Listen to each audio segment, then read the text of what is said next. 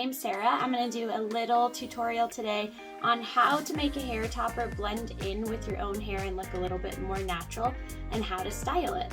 So today I'm going to be using the UniWigs Savannah hair topper. This is the Savannah hair topper. It's a silk top with a 9x9 base, so it gives you a lot of coverage. So the first thing I'm going to do is part my hair on the side where I normally part it.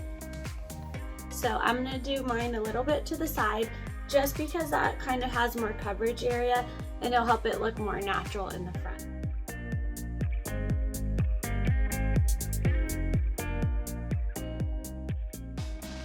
Okay, so as you can see, the front here really just blends in much better with my natural hairline where I don't have that bald spot. Okay, so before I curl it, I'm just gonna do a little blow drying to make it just lay really nicely here.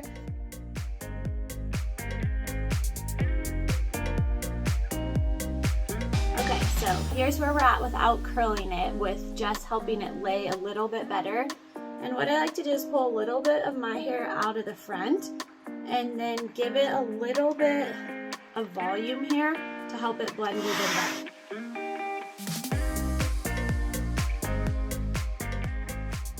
Alright, so this is it without curls. Really nice natural front part line here.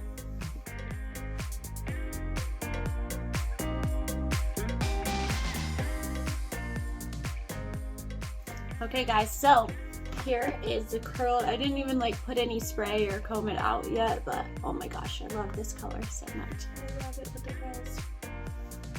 Okay, so this is the UniWigs Savannah hair topper.